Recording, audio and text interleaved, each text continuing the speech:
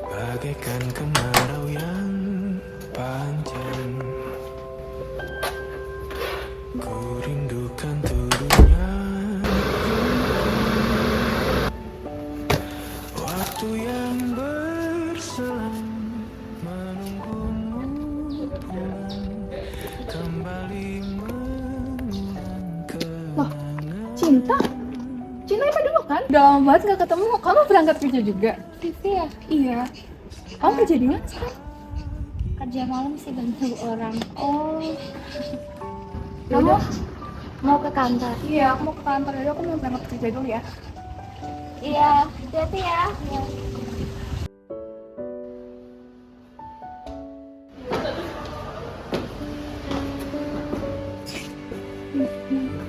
Kamu udah siap nggak?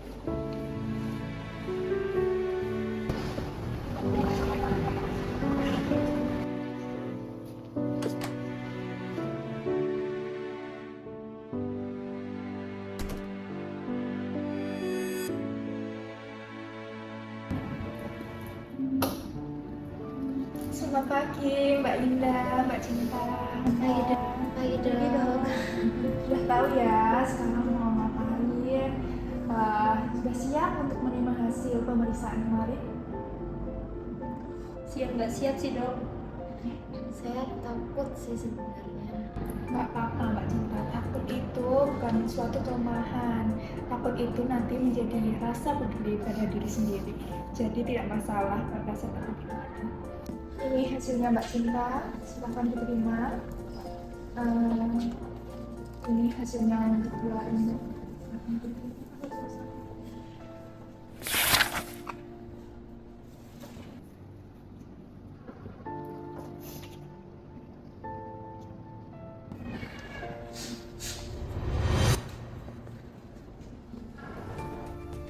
Hasilnya ternyata Mbak Cinta dan juga Mbak Indah ini positif dengan HIV. Kita pasti bisa kali ini. Jangan berkecil hati ya.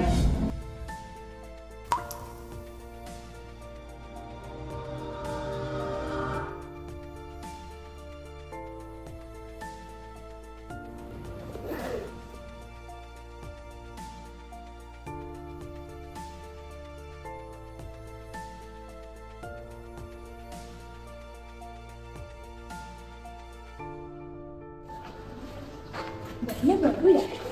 Iya mbak. Izin duduk bareng ya Mbak? Ternyata tuh saya positif HIV karena suami saya sering jajan mbak. Saya tuh masih pengen hidup sehat sama anak saya di rumah. Saya prihatin ya Mbak, semoga Mbaknya bisa keluar.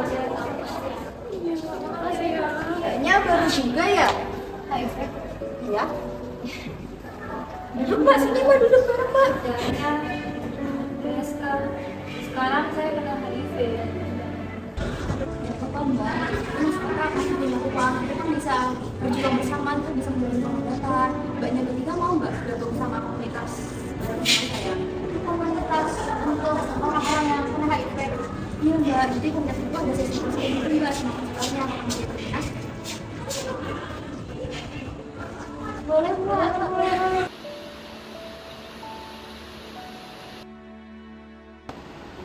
Assalamualaikum warahmatullahi wabarakatuh. Waalaikumsalam warahmatullahi wabarakatuh. Sama-sama Mas Oke, berarti kabar pasien. Cukup baik. Oke, alhamdulillah ya. Cukup baik karena kondisi saat ini sedang tidak mungkin ya tapi panjang dari itu. Tapi ini saat ini sebagai itu tadi kita berjalan sama saudara di sini. Iya, kita pakai kamar satu saya sama. Oke, mungkin sebelum itu apakah teman-teman kesini pertama kali datang ke sini apa ada perjalanan datang ke sini? Sudah pernah makan? Oh sudah pernah makan di pertama kali. Atau ini sudah ada yang pernah datang ke sini di sini dan ada yang baru pertama kali. Mungkin sebelum kita memulai tersebut kita mau dari sana karena yang sudah ada di sini atau kita mungkin sudah ada teman dari sini. Sebelum memulai mulai berada pertanyaan yang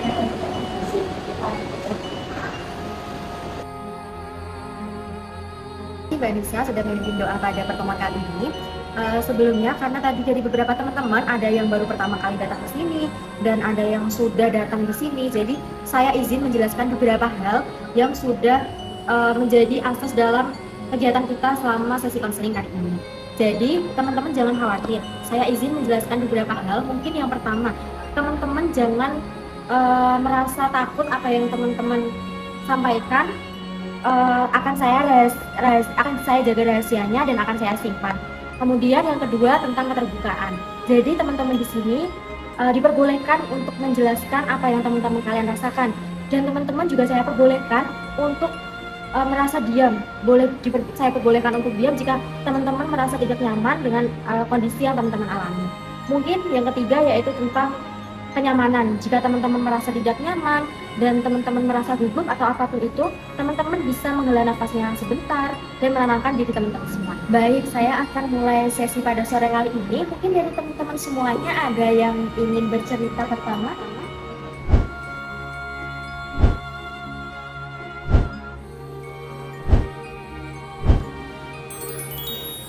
Saya deh Mbak. Jadi izin ya Mbak, saya mau cerita izin teman-teman. Seperti yang kita ketahui, meskipun latar belakang kita berbeda-beda, kita kan juga punya satu hal yang sama, yaitu kita jadi pengidap HIV. Dan memang saya baru didiagnosa mengidap HIV itu baru 1 minggu yang lalu waktu saya check up dengan Mbak Indah. Jujur waktu saya tahu saya mengidap HIV itu rasanya dunia itu mau berhenti gitu loh. Saya paham konsekuensi pekerjaan yang saya ambil, tapi karena HIV kan imun kita jadi sering turun ya Mbak. Jadi saya tuh sering kepikiran, udah overthinking kayak gitu. Apalagi tadi saya ketemu teman SMA saya, itu teman SMA saya kan udah kerja kantoran gitu. Jadi saya kayak ngerasa kok bisa ya dia bisa hidup normal, sedangkan saya harus jadi pekerja malam, dia pagi-pagi untuk berangkat kerja, sedangkan saya pagi-pagi pulang kerja. Saya capek rasanya gitu loh buat menghadapi semuanya kayak gitu. Oke, Mbak, saya memahami apa yang Mbak rasakan saat ini. Jadi di sini Mbak itu bukan hanya capek secara fisik Mbak, tapi Mbak juga capek secara mentalnya ya Mbak, melihat teman-teman Mbak yang biasanya kerja di pagi sampai siang hari, tapi Mbak itu kebalikannya dari mereka. Ya. Oke, baik. Di teman-teman semua yang lain, apakah ada yang mau bercerita lagi? Saya Mbak, oke, Mbak. Jadi saya memiliki pekerjaan yang sama seperti Mbak Cinta. Saya seorang pekerja PSK dan kemarin didiagnosa HIV oleh dokter. Semenjak saya didiagnosa, saya jadi sering gak bisa tidur, saya stres, saya depresi. Apa karena efek ARV-nya juga, saya kayak tiap malam Mbak, kadang sampai jam 3, kadang sampai jam 4, padahal saya juga udah capek fisik karena kerja. Tapi sekarang makin-makin Mbak, saya juga nggak tahu mau cerita ke siapa. Saya takut orang tua saya tahu, kalau tahu nanti bisa berantakan Mbak kondisi rumah. Saya benar-benar nggak sanggup Mbak, saya memendam ini semua sendiri sampai saya seperti ingin meledak Mbak. Saya bingung harus ngapain. Jadi di sini Mbak merasa tidak ada tempat untuk dan tidak berani memulai untuk cerita kepada keluarga dan orang tua ya Mbak maksudnya. Mungkin selain orang tua, apakah Mbak di sini mempunyai saudara yang merasa Mbak anggap sebagai teman cerita, teman curhat seperti itu Mbak? Apakah ada? Ada sih Mbak, ada adik saya. Tapi saya bingung gimana Mbak ceritanya. Dia kan masih kuliah ya. Apalagi selama ini yang masih uang juga dari saya. Saya takut itu jadi beban berat untuk dia gitu loh Mbak. Oke, baik. Di sini mungkin Mbak bisa mengajak ngobrol mulai dari hal yang kecil terlebih dahulu kepada adik Mbak ya Mbak. Oke, mungkin dari Mbak di sini. Oke Mbak, saya mau cerita ya Mbak. Jadi kan ya saya sama sih seperti Mbak Cinta, Mbak Indah sebagai dulu PSK gitu. Tapi alhamdulillah saya udah tobat Mbak, udah ke jalan yang benar dan saya juga sudah menjalani pengobatan ARV. Tapi itu kan ya ada kan ya Mbak ya godaan buat teman saya yang dulu itu buat ngajakin. Terus saya juga mencoba buat mencari pertemanan yang baru. Nah, teman baru saya ini sering ngajakin saya untuk keluar seperti itu. Tapi kadang tuh juga saya sering lupa buat minum ARV itu. Jadi kan juga saya malu ya Mbak, misal minum di depan teman saya yang nggak tahu kalau saya itu sebagai HIV seperti itu. Jadi saya sering lupa minumnya seperti itu. Oke, jadi Mbak di sini sering lupa minum ARV-nya ya Mbak, dan Mbak juga takut dijauhi oleh teman-teman Mbak. Baik Mbak Nisa, terima kasih atas ceritanya ya Mbak. Baik, mungkin selanjutnya dari Mbak-Mbak yang lain ada yang mau bercerita lagi? Mbak, saya mau cerita. Jadi saya kan saat ini jadi ODA ya Mbak ya, orang yang HIV AIDS. Terus di umur yang sekarang saya itu kan harus punya pekerjaan. Namun saat ini tuh saya sudah mencoba buat melamar ke beberapa pekerjaan Mbak, dengan pendidikan saya yang alhamdulillah baik, dan juga saya juga memiliki kelebihan-kelebihan yang mungkin bisa diunggulin nih buat di perusahaannya. Namun setiap nanti satu hari sebelum dipanggil seperti itu, saya tuh tiap malamnya itu selalu overthinking, terus saya itu selalu ini Mbak, kayak bikin skrip gitu gimana nanti kalau diwawancarai gitu. Nah, hal itu tuh bikin saya agak merasa pusing, dan juga kadang di badan saya itu juga pegel-pegel gitu ya Mbak. Terus dari situ tuh juga saya takut kalau misal perusahaan itu tahu saya itu ternyata ODA, saya nggak diterima di perusahaannya, terus nama saya juga nanti buruk.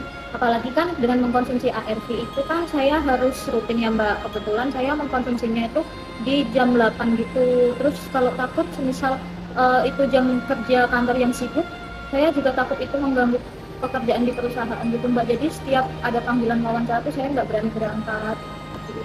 Baik, mungkin selanjutnya Saya Mbak, Ya, silakan. jadi saya tuh terkena HIV kebetulan karena suami saya Mbak. Saya tahu juga baru minggu yang lalu. Saya tuh takut Mbak kalau anak saya tahu kondisi saya sekarang. Saya takut kalau dia malu, dan dengan kondisi saya sekarang ini, terus saya juga takut jadi ibu yang gagal. Saya takut kalau anak saya tertular HIV karena saya. Oke, jadi saya paham dengan kondisi Mbak. Jadi Mbak di sini merupakan seorang ibu ya Mbak. Permasalahan Mbak yang hadapi adalah Mbak adalah seorang ibu dan takut menularkan HIV-nya kepada anaknya.